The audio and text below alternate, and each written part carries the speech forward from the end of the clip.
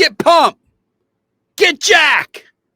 Ladies and gentlemen, Tony Basilio back with you for another week. It's Winners and Losers presented by our friends at Dos Equis. Shout out to our friends at VIP Play. Go for Dos. Go for Dos. And on today's edition, we get you ready for week 13 in the college A's and whatever week it is in the NFL. Look, I'm a college guy to the core when it comes to my football. Let me introduce the panel to you because I'm really troubled by this weekend. I got moving left to right across your device. That's Will Heflin in the upper box. Nashville Lee below him, and Brian Hartman with the invisible icon right there over the Tennessee Vol and Gator helmets. For those of you that are watching, for those of you scoring at home, just use your imagination of what that screen could look like, because I'm looking good right now. But then again, the weekend hasn't started. I'll probably, by 11 Eastern time, be in the fetal position on Friday night if I don't start hitting some winners here in the colleges. It has been a rough slog for me, boys. All right, Lee, grade this college card for me, because how the SEC continues to get away with this. They've got a multi-billion-dollar TV deal, and they're still doing this bull crap, Lee. Yeah, I mean, I understand that, a lot of other power conference teams play these teams earlier in the season, but there's a reason why they play them early in the season. So I don't really understand why the SEC keeps doing this, but it's a letdown. I mean, at least we get Tennessee and Florida for what that's worth. And outside of that, I mean, we're kind of looking at like Oregon and USC. That's a big game nationally. And there's a couple of other ones that have playoff impact, but for the most part, I mean, this is kind of like a B- C card in the college game this weekend. Yep. And even the SEC games that are of repute, you've got Texas, Arkansas. They're just not tremendously interesting. I guess Kentucky, Vanderbilt is an extremely interesting game from our region. But for the most part, I mean, to show you how bad it is, Herbie and the artist formerly known as Cutie Pie are at Florida this weekend, Will Heflin. That tells you everything you need to know. Those guys are down in Gainesville. Yeah. I guess Missouri and Oklahoma, a little traditional Big 12 battle. Could be the best SEC game this week. Could be. And that Oklahoma bunch is an interesting team, guys. That's 2 straight road wins for them. Now they got 2 home games to finish, and the chase for the playoffs is on. So the big game in the SEC is Missouri and Oklahoma, 2 former Big 12 teams. And the big game in the Big 10 is Oregon, USC. 2 Pac-12s. Wow. We're living in an alternate universe or some type of simulation, maybe. I'm not sure. Tony, I'm fairly confident in saying this. This is the worst slate that we've had since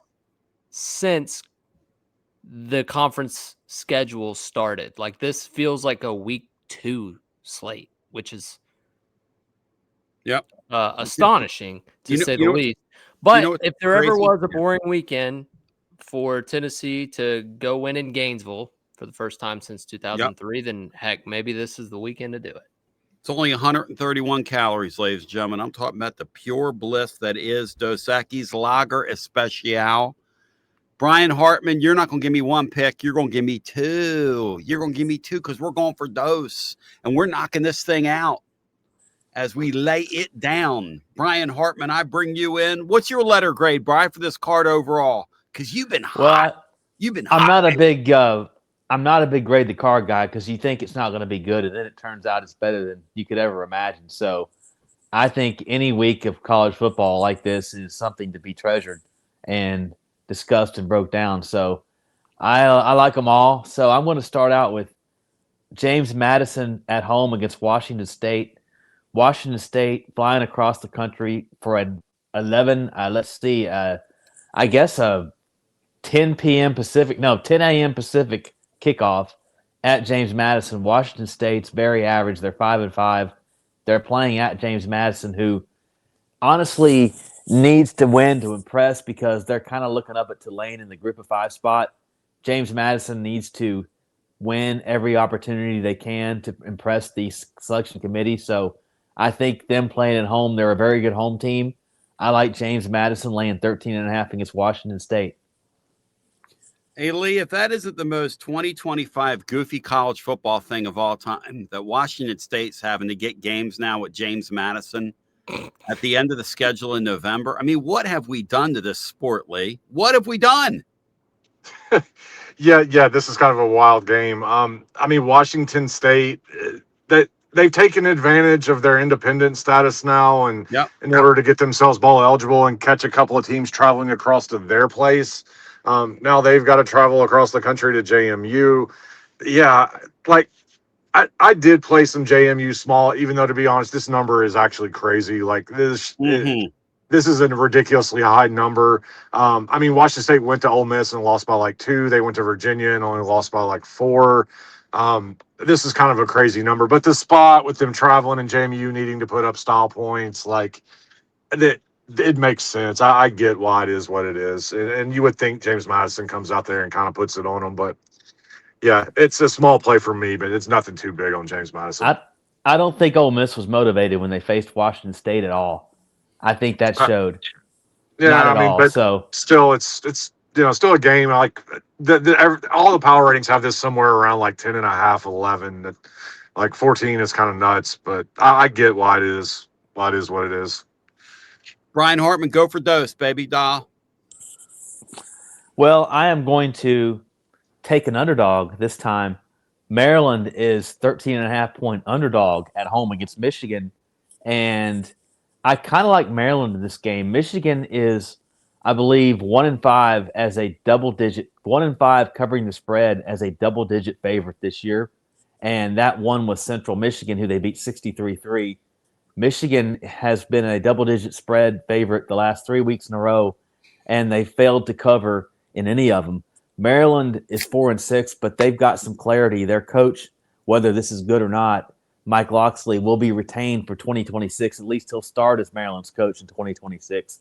So I don't think long-term his future there is something I would bet on, but it is what it is for right now. They don't have to deal with that distraction. They're playing at home. Michigan, looking ahead to the second of back-to-back road games, they had to play at Northwestern. They were a 12-point favorite there and barely had to escape with the last-second field goal. They're going to Maryland. They're looking ahead probably to Ohio State the next week. They still got a shot to win out to get a playoff spot. And I kind of like Northwestern money line last week. I don't like Maryland money line, but I do like Maryland plus 13.5. That Michigan bunch wins out, guys. And that Ohio State guy goes off, wins another national championship, and that fan base freaks out. I love dark comedy. That's why I got my eyes on that. I got my eyes also, Will, on Vanderbilt. I mean, I don't want to say this, but if they go 10-2, getting locked out of the playoff, I think that's kind of a dark comedy sort of a. There's some dark comedy in the making here in major college football. Do you guys have any thoughts on Brian taking Maryland plus 13 with the look ahead concept? Because Michigan's head is going to be in another place, and they don't score a lot of points anyway. And Michigan has its offensively challenged, and their quarterback sort of plays well in spurts. So that's a lot of points. They don't cover big spreads. Yeah. The biggest thing there is no Justice Haynes. They've struggled to move the ball a little bit more than usual since he went out. I was on Northwestern last weekend. Loved them. Covered. Couldn't get the money line win. I think Michigan will probably have an easier time moving it on Maryland. I think Northwestern's defense is a little bit better, and they're a little bit better at kind of getting in the mud in that style of game to keep it really close. But if Maryland can score, somewhere in the teens, they're staying inside this number. So if I had to pick a side, I would be with Bry, who I also want to shout out for getting us back on track. We were all being negative. It's going to be a wild slate tomorrow, just when we think it's not a good slate of games. Yep. Some crazy is going to happen. And appreciate you, Bri. That's a good way to look at it. Need some positivity around here. You damn straight, right, Brian. I'm glad to provide it. This Lee's giving it a C-. He's focusing on how he can work the Chiefs into his plays on Sunday. All right. Play the Maryland money line. You get about plus 430. It's worth playing. Just try it, right? Why not? No, I think it's a good play. Like, I don't think it should be that high. I think it's a good play. Lee hit it in terms of year 2. Go for dose. All right, let's see. Well, all right, let's start with the game on Friday night. We were just talking about before we started recording, but Hawaii's going to UNLV. Yeah, I'm on the dog here. I'm on Hawaii plus 3. There's a chance this might actually go to 3.5 tomorrow, but 3's fine. If you want to go and play it now. I don't really get this line. Like, I think these teams are pretty equal. Actually, I kind of think Hawaii's better. They got the better defense. I think they got the better quarterback. I think they got the better weapons. They're playing better ball right now. They won 4-1 in their last 5. They're putting up serious numbers. Timmy Chang was really having an issue, like, going on the road and winning his first couple of years, and he's kind of figured that out this year. They've played much better this year on the road. They're playing in that inside on the carpet in Las Vegas. Like, it's not much of a home field advantage for UNLV. And that defense is just awful. Like, I think Hawaii's going to be able to move the ball up and down the field on them and score just about every time that they have the ball. I mean, the over makes some sense too, but yeah, I like Hawaii here catching 3 points against UNLV, and that's Friday night, the late game on Friday night. Chang has really developed, guys, into a nice coach, hasn't he? And he's done it with limited resources. You know, he doesn't have, Lee, say the resources they have at UTEP even. No, they don't. Apparently UTEP's got the Juarez cartel has been funding their athletic department. So, hey, Danny White, don't get any ideas, Danny. Don't get any what Danny. Hey, Danny will be taking he'll be taking Spanish as a second language. People laughed when I said that the Saudis were on line 1. These guys are going to get desperate, but all right, nobody laughing. And the other thing, I saw the Big Ten is still flirting around, or Big 20, whatever they are, with taking that private equity money because these people have spent themselves into oblivion. That's what they're doing. They're real pigs. You know, pigs get fat and hogs get slaughtered, and that's major college football. A bunch of hogs. Moving along, you've got Hawaii plus 3 at UNLV in your Friday night slate, and Lee now presented by our friends at Dos Equis. Go for Dos. All right, yeah, we'll go to this. We'll go to the Missouri-Oklahoma game. Yeah, I'm on Missouri here plus the 7.5 or plus the 8. I've also got some Missouri money line. I think they're very live to win this game. Just a different flipping roles for Oklahoma now. We were on them, gave them out last week as a 7-point dog. And I thought they would win the game. They went outright. Now they're laying 7, just a completely different role that I want to fade them in. That we've seen this enough with Oklahoma. Maybe the best defense in the league, but maybe the best or the worst offense in the league. They have such a narrow margin to win football games because of that offense. And this is likely going to be really ugly. That Missouri defense is still a top 20 defense in the country, top 25. I think Mateer is just hard to trust to lay points. This string of games going on the road to Tennessee and winning, going on the road to Alabama and winning. Now you're back at home. Everybody's saying you should make the playoffs now. I think these last 2 games for them are very losable. And yeah, I like getting the 7.5 with Missouri. I think they're very live to win this football game. When you play one of these hyped up SEC schedules like Alabama has, like Oklahoma has, it's exhausting. And I think your guys are right. I think that's a really good point, man. 8 points with Missouri in that building. Now you have something to play for. Panel, what do you guys think? Because you called the shot last week at Alabama. You called the shot. You and William Patterson. Go ahead, Bri. Yeah, I don't know how good Oklahoma really is. I know that sounds crazy. They've come to Tennessee and won, but I just think Tennessee and Alabama beat themselves more than Oklahoma beat them. Now, Oklahoma played very good defense, and defense made plays, but I still think part of those wounds were self-inflicted for both teams. So them going home and them as a favorite, I don't know how much I would trust them with that offense to beat somebody by more than 7 points. I mean, they had a 7-point spread against Auburn, I think, and I believe they barely covered that at home. It took a last-second safety. So I would be wary laying a bunch of points with that team. The chef's in the house, ladies and gentlemen. Bow thy head. Will Heflin. Will, you were a little sanguine earlier, kind of down. Brian talked you out of it. Frank Anderson's on his way to San Francisco. We're Scott McKenzie. Don't put any flowers in your hair, Tony Vitello. You trying to bring me down again? My man Frank's out the door. I know. That's Thought heartbreaking. this was a football show. Will, let's pick it up here. Pick me up, man. Pick me up, Buttercup. Before I give out my dose, yep. Missouri's absolutely the right play. Eli Drinkowitz is licking his chops for this game. Just screams play spoiler. The one thing that Tennessee and Alabama were not able to do against Oklahoma was run the football at any level, like any effectiveness. And the one thing that Missouri will possibly be able to do on that defense is run the ball. They have a really, really good running back in Hardy. So we'll see.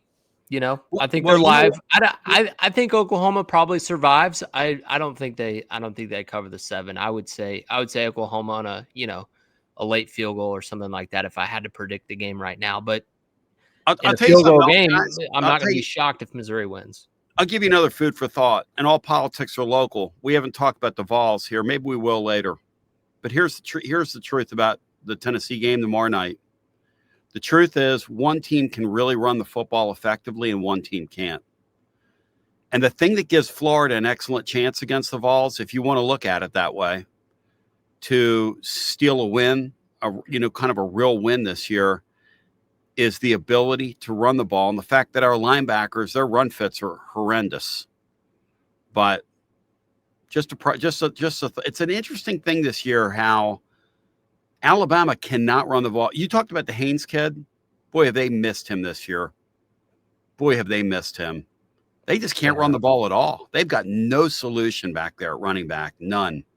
But anyway, Dos Equis Lager Especial, your golden Pilsner style beer made from the choice of hops. It is a balanced composition, that smooth, clean finish. Oh, it was like 75 degrees the other day. And I had one in the friggy when I came back. 75 like in November, y'all. 75. Oh, it was so good after walking in the park. Go for Dos! Dos Equis 2025 Cervezas Mexicanas. Will Heflin, give me your 2 plays now. You've been wordy. Sorry. You're fine. Thought this was a talk show, man. Interesting. I'm gonna get in my feels now. First play, Tony. 2-leg teaser. Okay, you've got 2 dogs, both at 2.5. You're gonna tease them up 6 points and get 8.5. The first one is at home in Cincinnati against BYU. Cincinnati plus 8.5 is your first leg of the 2-leg teaser. And then we talked about teams playing roles and teams playing roles as a favorite needing to win to get into the playoffs. And this team is not good in this role, and it's Georgia Tech. I'm taking Pittsburgh plus the 8.5 on the road at Georgia Tech. So your 2-leg teasers, Pittsburgh plus 8.5, Cincy plus 8.5. Kind of a hold your nose deal, but you've got to get creative when you don't love the slate. I actually kind of like that pick. And what are the numbers on this? When I tease this thing up, what are my numbers here? You get minus 125 at VIP play. All right, minus 125. So he's got a 2-leg teaser. Cincinnati plus 8.5 with BYU. Pitt with plus 8.5 with Georgia Tech. The card is limited. In fact, I'm going to do something I never do. With your 3rd and your 4th play panel, open it up to the NFL here if you don't want to stay in the colleges, because this card is really hard to find meat on. And it's what the SEC, they're doing away with this next year. I mean, when Brian's giving out James Madison and Washington State as his first play, I mean, I'm over here going, beam me up, Scotty. But let's, without further ado, bring Briny Boy back in. Briny Boy, I love you. You've set the tone on this edition, Week 13, winners and losers.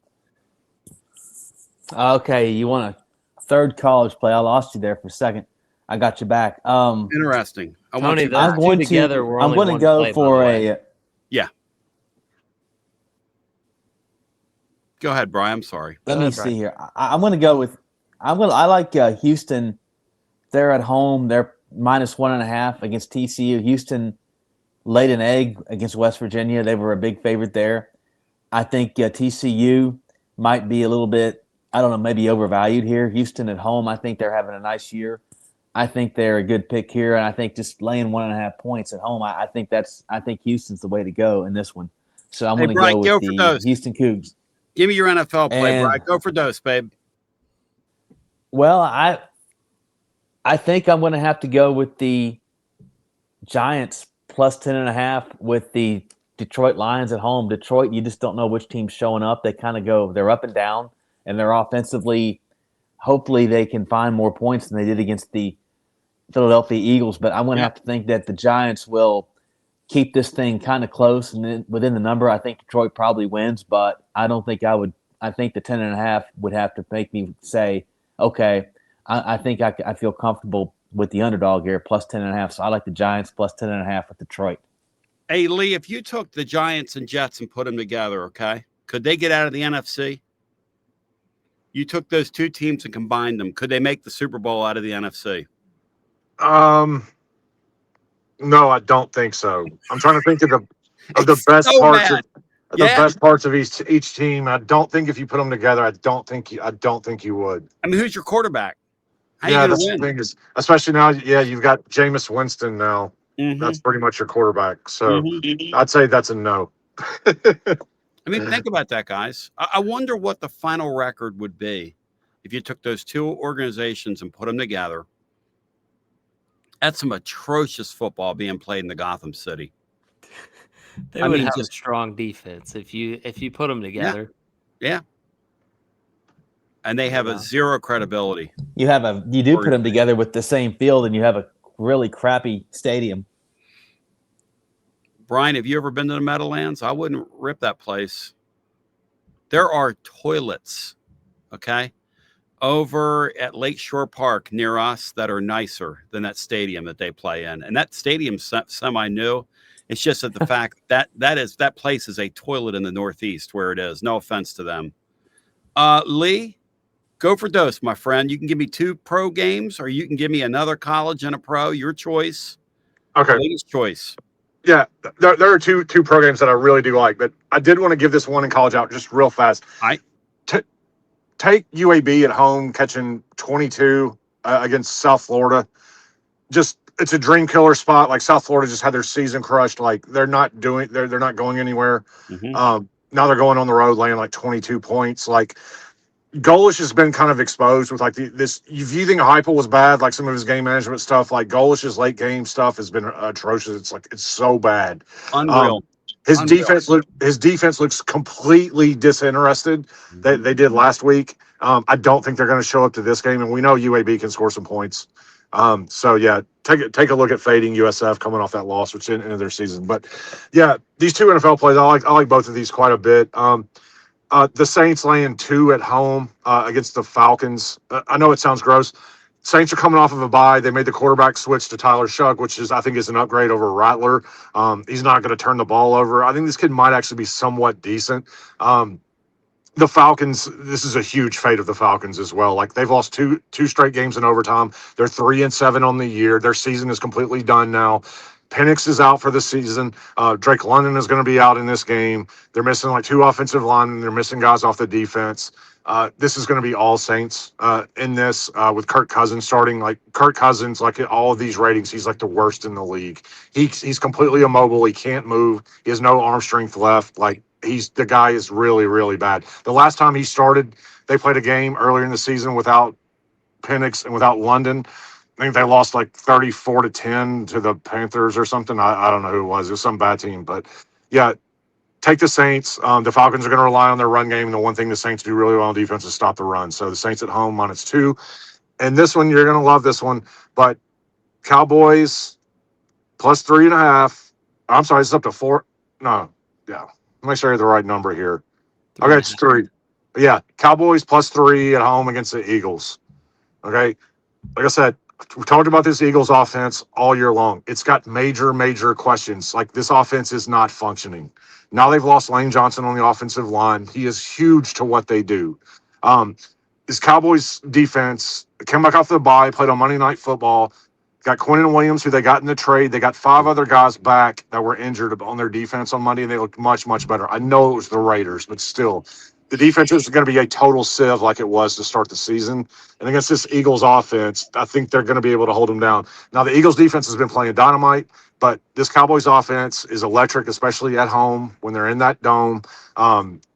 It's a good matchup. Like, you talk about Hurts, like, Hurts is terrible against the zone. That's all the Cowboys play.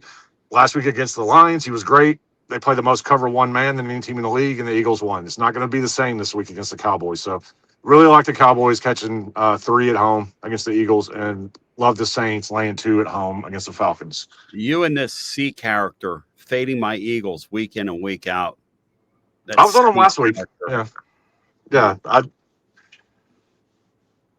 It's mostly the offense. Just like what happened. Listen, I don't argue with you. I'm not arguing because I think Eagles are going to lose outright anyway. So, so the Cowboys +3 makes total sense to me. If you said to me, which side are you? What's the side there? The Cowboys +3 are the side, I'll have my throwback Randall Cunningham on all day. And buddy, let me tell you something. I look damn stout in that thing right now. Let's bring in, without further ado, Will Heflin, who's going to go. He might go to the pros and go for dose. Willie's been known to do that. The chef. What's the chef cooking up? You didn't even let me give a second college play. The chef. So you got 2 college plays. You said I gave you one play. It was a 2-leg teaser. That's one okay. play. I'm sorry. I'm kind of special like that. It's okay. My second college play. Again, you got to get a little creative. It's Coastal Carolina, South Carolina over 50. Okay, look, Coastal and I believe it was Georgia Southern last week. Mm-hmm. They were over this number at halftime. Okay, mm-hmm. South Carolina, obviously much better defense than the one you're going to see in the Sun Belt. Mm-hmm. But they were moving the ball on A&M and somehow blew a 30-3 lead at halftime. But either way, Coastal, good offense, bad defense. South Carolina, improving offense, good defense. So I think this number flies over. It could be, one of those garbage time deals. Game ends up being like 40-20. You get over it with ease. Going for dose in the NFL, hold your nose for me, okay? Because it's time. I forget the line, but Shadur Sanders is starting for the Browns, and he is horrible. However, the Las Vegas Raiders should not be laying 4 points against anyone, especially not Myles Garrett and that Browns defense, who is going to be in Geno Smith's grill all day long. So hold your nose and take the Brownies plus the 4. Hopefully Shadur can stay out of the way and hand the ball to Judkins. And I'll go for Trace if you want me to. The Chicago Bears have been dodging bullets left and right. Caleb Williams, kind of a Houdini act. I think Rodgers is going to play. They're going to club up that hand.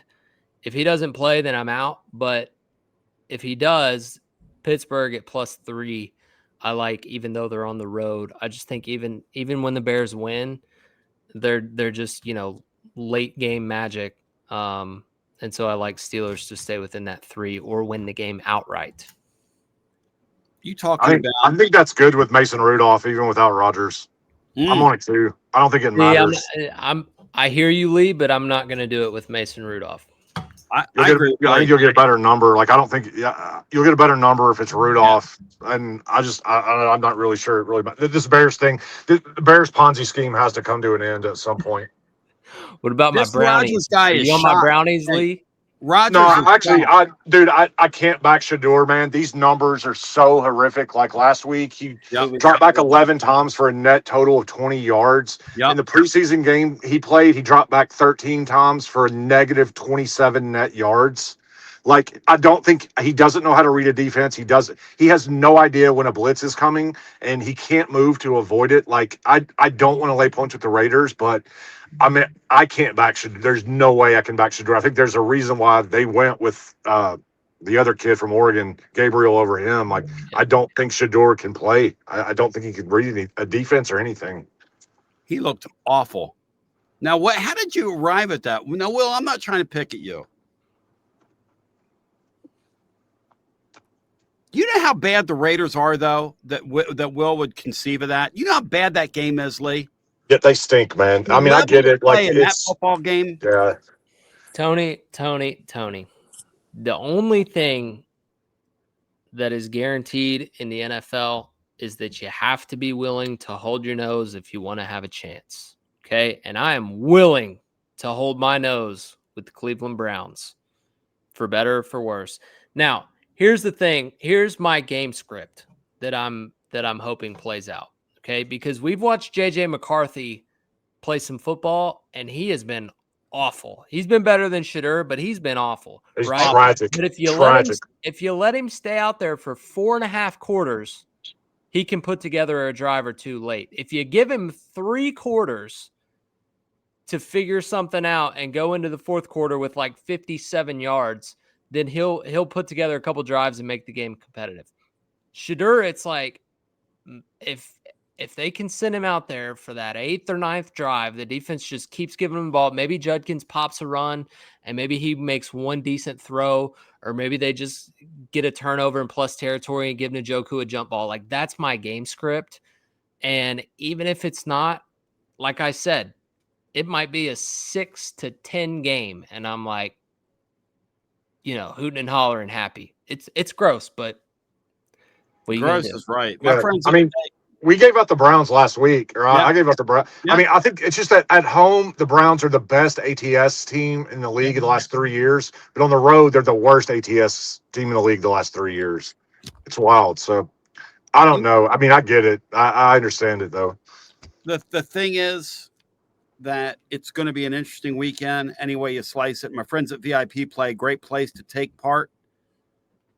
Your first $20 bet, you make it. You get $100 in bonus bets instantly. The promo code, the phrase that pays on the show of record is TN Tony. They're live always, 200 plus leagues, numerous bet types, props, options.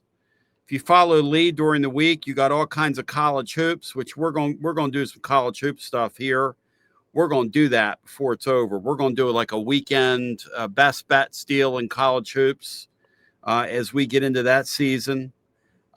If you have a bet in mind and can't find it, VIP Play will create it if it's compliant. That's why everybody gets treated like a VIP over at VIP Play. If you have a gambling problem, 800-889-9789, 21 and over, and located in the state of Tennessee to place a bet. Okay, here's the question. Before we get our power plays in here, how's this Florida game going to go tomorrow night? I just spent the last 2 hours on the air talking about it. All week talking about it. Some people have great fear and trepidation, and some people say, bring it on. What are your guys' feelings on this game? Betting wise, I don't have much of an opinion, honestly. I hate to say that because it's a betting show, but I just feel like the numbers is right where it probably should be. Like, I feel like I need 6 to back Florida. And I would really don't want to lay more than 2.5 to back Tennessee here. So I'm certain as a Tennessee fan, I'm not afraid of the game versus Florida at all. I'm just, to me, it's like, I don't trust either quarterback right now. I don't know who's going to turn the ball over. And that's really it. It just feels like there's so much variance in this game. I'm just not really interested in betting it, to be honest. So I don't have a good feeling for this at all. Like, I just don't. I can't come to a conclusion one way or the other. Will, you have any feel? If college player props were legal in Tennessee, I'd hammer that Ball kid to score a touchdown. The Florida running back. I agree with that. He's a beast. I don't feel good. I don't feel good about the game at all, Tony. Until they go show that they can win in that stadium, it's just one of those bugaboos. And the matchup's not great with them being able to run the ball and us not being able to stop the run. And if they can protect DJ a little bit, and I don't mean the offensive line protect him, I mean protect him in play calling. Yes. Then they have a really good shot to win the game. And one of their really stud interior defensive linemen is back this week. Correct. I'm blanking on his name. Caleb Banks. Caleb Banks. Banks. But they'd also lost an edge rusher too. So yeah, they lost the gum kid. They did. Here's the thing. They did, but you can get us on the edge with scheme. Like, oh, you're right. No, you're right. You know what I mean? Like, here's the thing about player props too. Another concern of mine. We have a quarterback who it seems like the glass slipper is all of a sudden not fitting him, and the interior of Tennessee's defensive line is not playing well.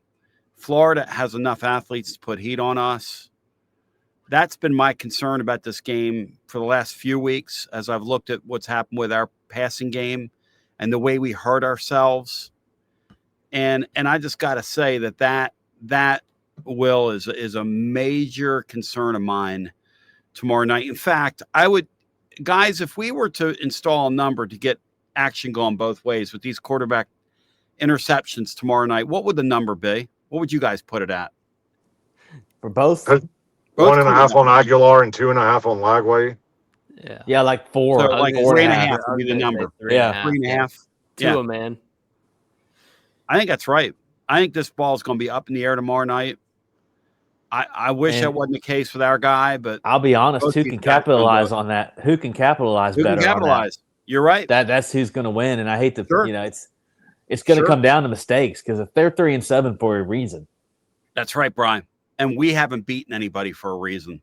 Would we feel better as Tennessee fans if Billy was still calling the shots? Yes, I would. We've been in every game. We've been in every game, guys. Every game. Yeah, I would because I know he's going to play it conservative and take it down to the end of the game, which will keep us in it and give us a shot. Like, if they get off to a fast start, like, I would think their coaching staff, being an interim coaching staff, would keep the gas down.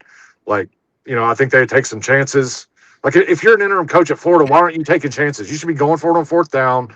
Like, empty your bag, run all your trick plays. Napier will never do that. So I want to shout out my man Goldbrick Joe, who picked up Titans Bill today and brought him down to Calhoun's. Listen, he's a Titan fan. Lee, we were talking about this interim coach the Titans have. This guy's acting like he's protecting gold. This guy's not trying anything. Yeah, punting on 4th and 2 from your opponent's 44. What the hell is really that? Good. Yeah. What are you doing? What are you going to the Super Bowl, man? I mean, what are you doing? You suck you suck on 3 continents, Chief. I still have nightmares from the last time that the Vols went down there and made Trevor Etienne look like Herschel Walker.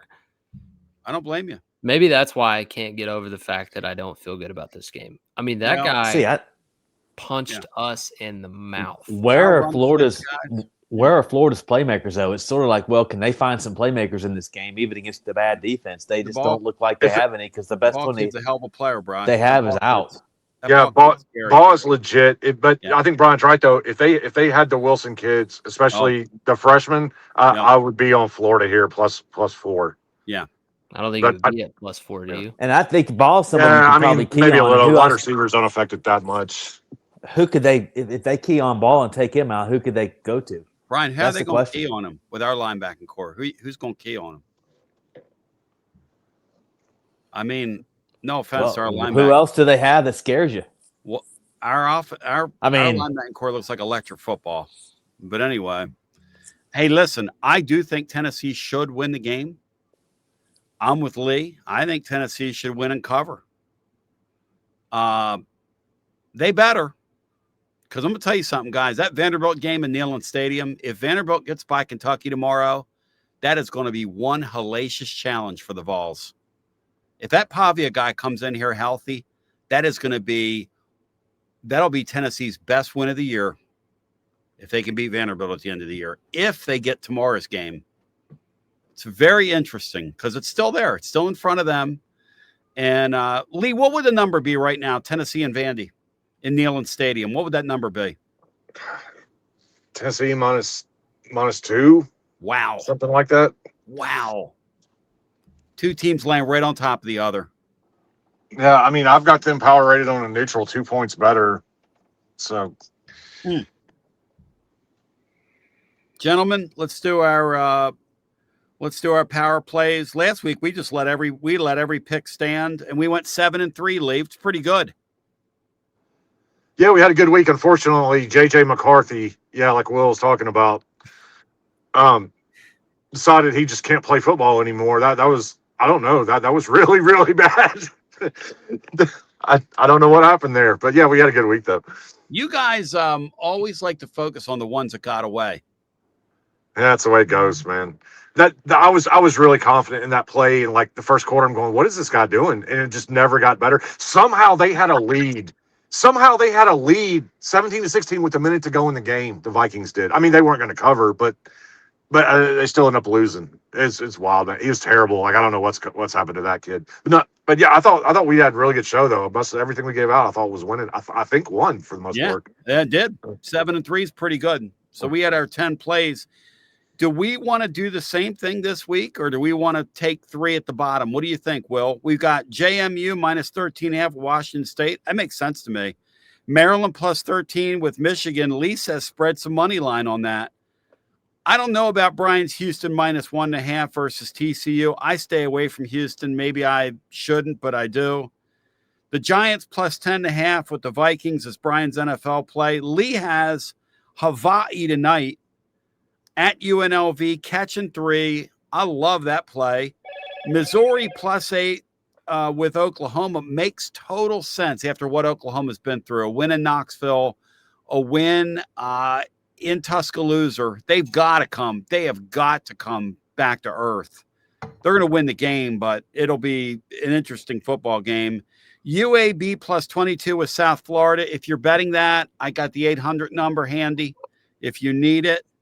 Lee has the Saints minus 2 with Atlanta in the NFL. The Cowboys plus 3 with the Eagles.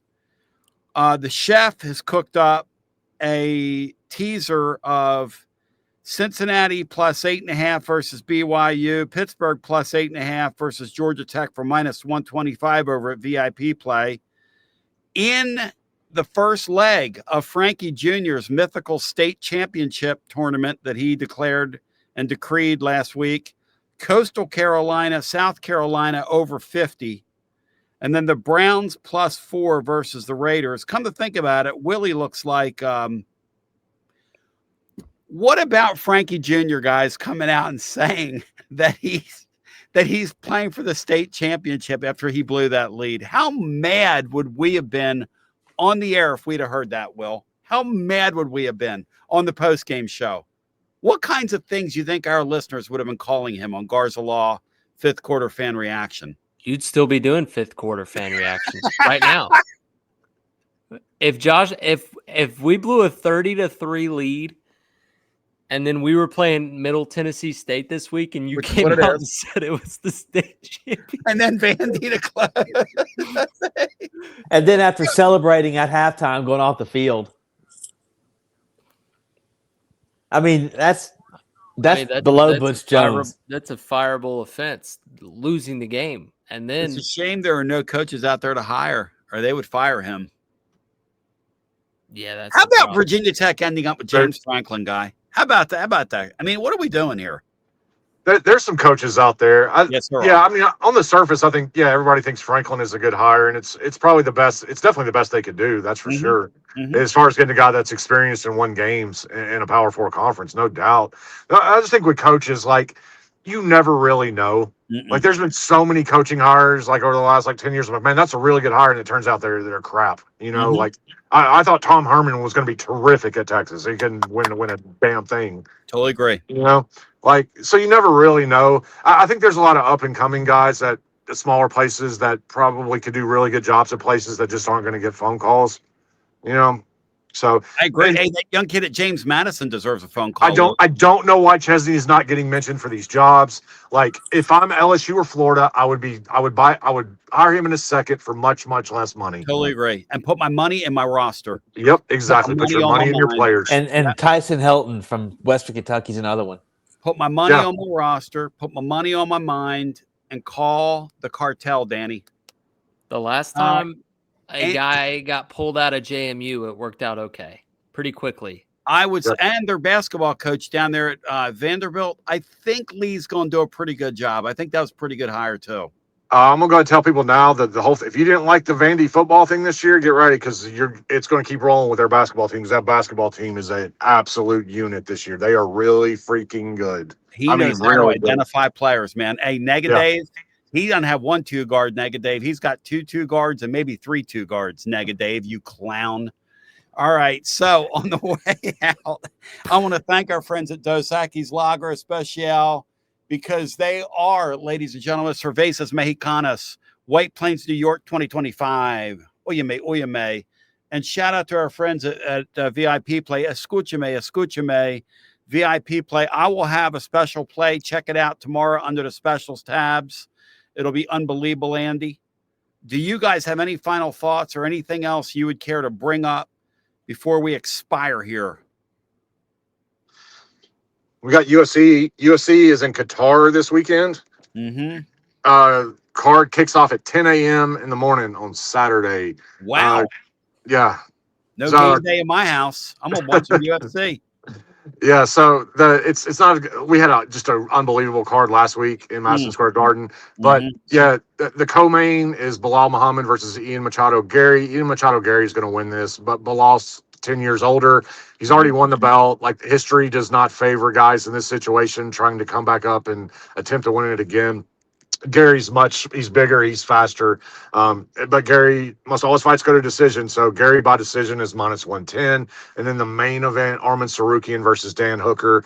Again, Arman Sarukian's the younger guy here, the much more skilled, athletic. He's better everywhere. Sarukian inside the distance is about -110 as well. It's not great pricing, but it's pretty straightforward in the co-main and the main event with Gary by decision and Sarukian inside the distance. I want Will Heflin to come over. Will, I'm going to make us a couple of omelets. You're going to have a little breakfast at Basilio, and we'll enjoy some UFC, my brother. How's that sound? As long as we can split screen game day, then let's do it. You are a sheep. I ain't watching that because that guy, that McAfee guy, is the biggest. That guy thinks he's a wrestler or whatever he thinks. That guy's a fugazi, as they say in the trade. Boys, I love you. Thank you, guys.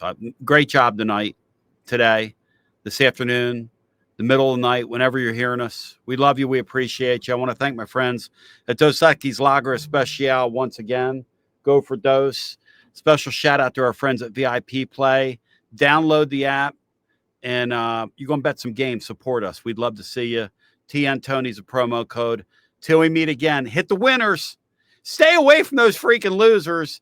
And JJ McCarthy, hey, Eagles, if you're going to lose, leave a mark. Give me some great talk radio to listen to in Philly this week. Those people panic unlike any other. Let's get some, if we're going to lose, let's do some mass panic. Let's leave a mark. Love you, appreciate you. Enjoy the games, and peace.